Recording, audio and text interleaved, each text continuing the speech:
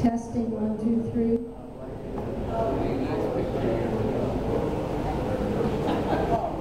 Okay. This is the County Commission seat candidates for District 2 and District 4. Tonight we abandon our normal format of covering as many diverse topics as possible. We believe the topics chosen for tonight are all crucial for the November election and that our audience needs to know the stand of each candidate on them. The election will conclude in 23 days and very few forums have been scheduled where voters can hear the candidates answer questions exploring these important topics. Nevertheless, some commission seat candidates have chosen to be absent from this forum, even though our invitation was timely. In order to help our audience make informed decisions when voting, we are asking their opponents who are present to state the public position taken by the missing candidate for their race, and then to contrast that with their own positions. Do you understand what I'm saying? You all have heard the positions and read the positions taken by the candidate that you're opposing who's not here tonight. In order for the audience to be able to hear that position, we are going to need to have it presented somehow, and I think your filter is better than ours.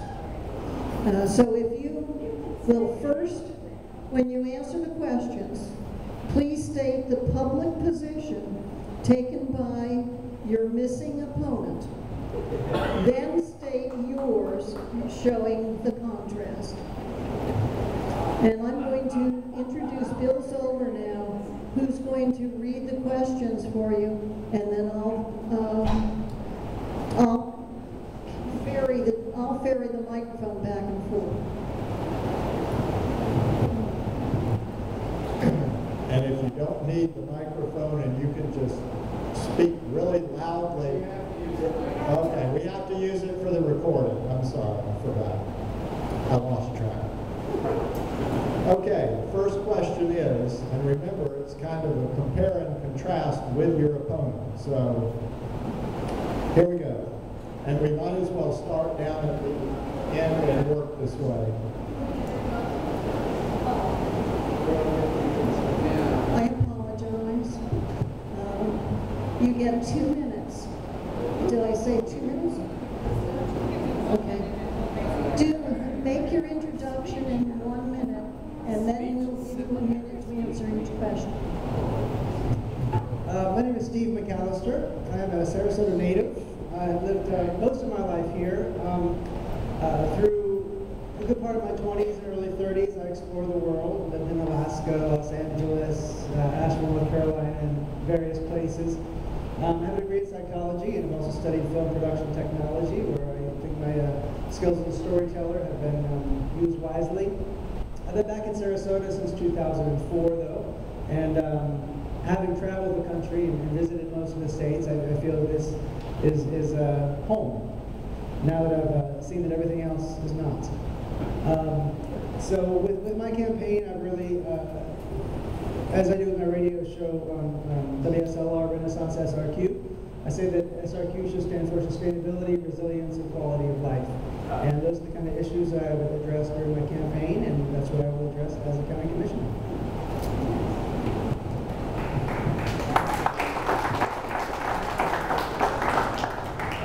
Good evening, ladies and gentlemen. Thank you for having me. Please pick up one of my cards. I left one for all of you. Looking at my card, you will notice that I am a write-in candidate. Excuse me for sitting down. I'm getting up in years. And this is because I did not have the $5,000 bribe to buy my name onto the primary ballot, and many, many thousands to buy my name onto the fall ballot. On the front of the card is my website address toward the bottom. On the back of the card is my phone number and my Facebook address. People constantly ask that money be taken out of politics. I am the candidate with the least money.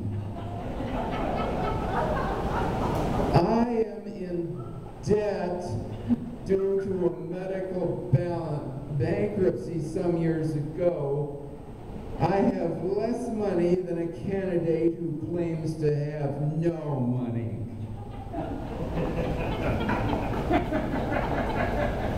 I will vote no on all the corruption associated with money. And I will insist that government be limited to its core functions. Please write me in on your ballot. Thank you.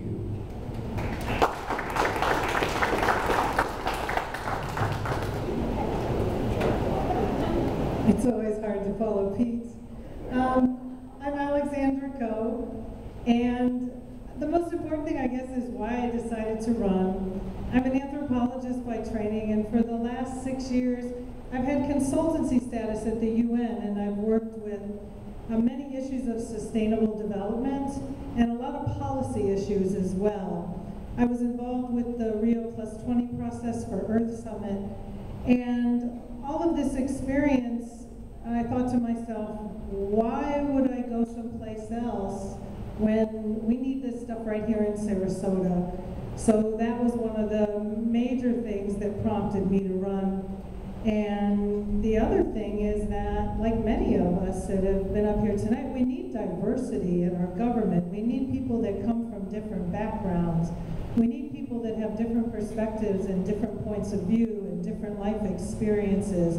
So that's what I would bring to the county commission, is a different perspective and what I think is a much needed perspective in local government.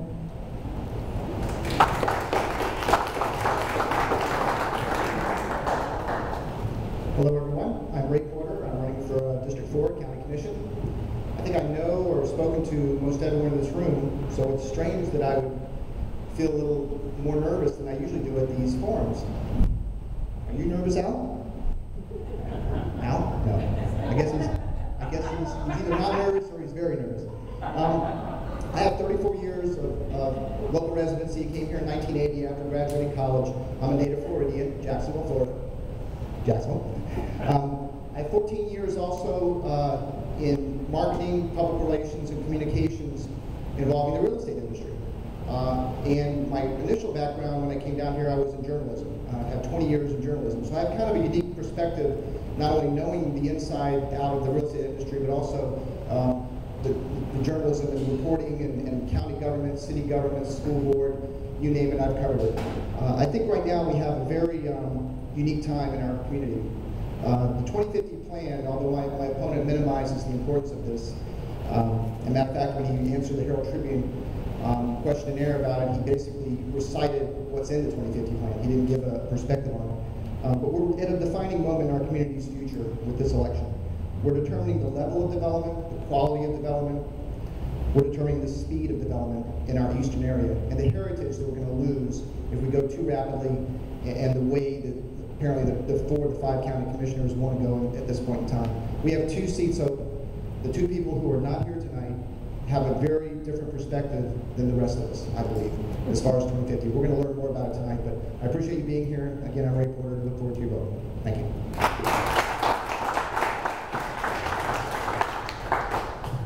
I'm John Minder, and I'm running for District 4 as a Sarasota County Commissioner. And I am a registered professional engineer, and that's one of the reasons I'm running for the Board of County Commissioners. I think the Board of County Commissioners needs a registered professional engineer on the Board of County Commissioners, and because 90% of all the decisions that come before the Board of County Commissioners are engineering related. I am a United States Army veteran. I'm a graduate of the University of Illinois. I am a registered professional engineer in 6 states and a registered professional surveyor and mapper in 2 states. I have lived in Sarasota County for the past 33 years, and I have been actively involved in government in Sarasota County in the last 33 years, not as a candidate and not as a politician, but as an interested citizen. And I felt that because of my background, education, and experience, I could contribute to the outcome of policy decisions being made in Sarasota County. I am, the other reason I'm running for the Sarasota County Commission is because I am opposed to the 2050 plan with its fiscal neutrality. And I have recommended to Sarasota County Board of County Commissioners that the 2050 plan be scrapped and Sarasota County look at a total planned community plan for all of Sarasota County, and the urban service boundary be moved to the Sarasota County corporate limits. And I have a number of reasons for that. I would certainly entertain any questions you have. And I would also like to say that I'm strongly in support of moving the homeless out of our cities and helping them, but let's help them right, and let's get them out of our cities where they're destroying our businesses. Thank you.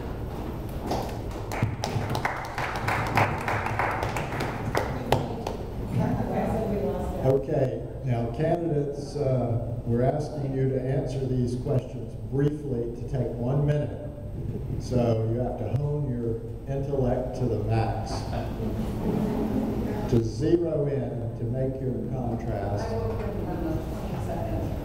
Okay. So watch Jerry and mind her because you're going to be in trouble if you go. Okay. We'll wait till God finishes. He's paying attention to what you all are doing up here, so mind your manners. The urban service boundary, which John Mender just mentioned, was supposed to remain in place until 2050. Citizens voted by a supermajority to establish that urban service boundary and to hold it firm at least until that date. Are there any reasons to move it before 2050 that will benefit the citizens who voted for it? And you'll have a minute to answer this.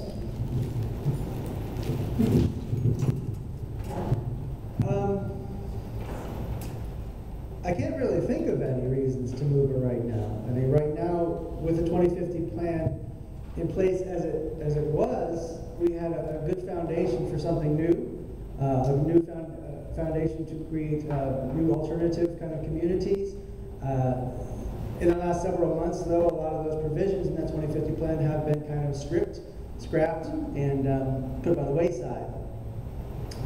I don't see any reason to move the urban service boundary, but I do see the reason to look at how we develop that property east of 75, because, as I said before in other forums, we only have so much land in Sarasota with 725 square miles, and it doesn't matter what kind of industry we create here, we can't create more of that. So I think that we need to be treat that property very preciously.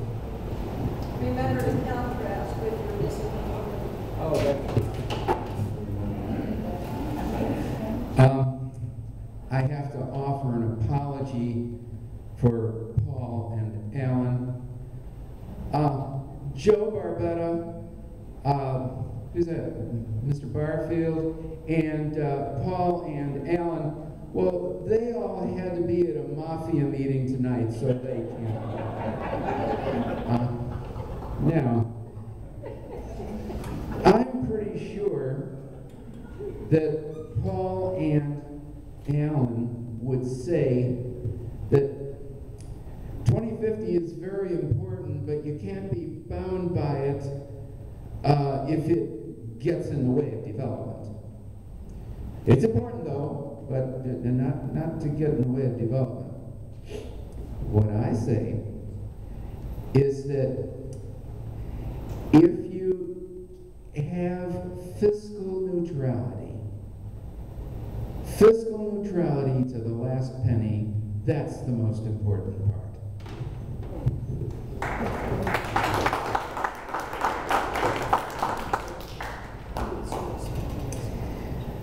Well, I think you summarized the other side pretty well, Pete. You know, I think the other thing they would also say is that the 2050 is important as long as you don't have to follow it.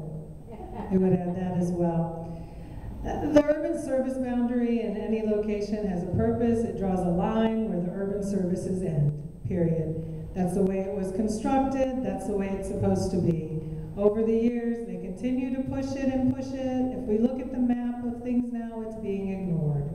You know, I'm not exactly sure how we turn back the clocks, but we need to turn back the clocks. Lakewood Ranch South has already been approved. That is not within the urban service boundary. They just approved the Lake Park Estates.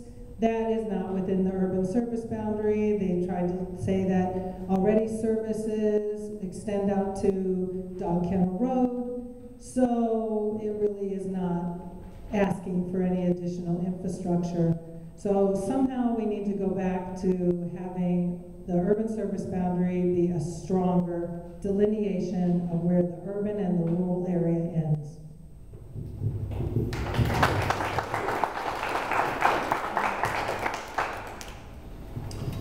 You know, what's it been, three and a half months ago, I stood in this room and we had a forum. Al wasn't here then either, but Paul was. And early in my campaign, I was pushing for compromise between the development industry and the advocates of the environment and existing neighborhoods over this 2050 plan amendment process. I thought there was room for rational negotiation. a reasonable centrist approach that would slow down this rush to rapidly eliminate the timing, protections, and the sensible design standards that are at the heart of the 2050 plan. Unfortunately, I underestimated the power, the influence of those pushing for these changes. I've now concluded very clearly that the eastern farmlands could be dramatically altered, damaged, eventually plowed over, lost in very short order, unless we're able to get one person on that board who can stand in the way of the changes to come, because this isn't the only wave of changes. There's going to be more, and the urban services boundary, which I would definitely not support moving 1 inch, they're going to try and move it. They're going to try and eliminate it. Thank you.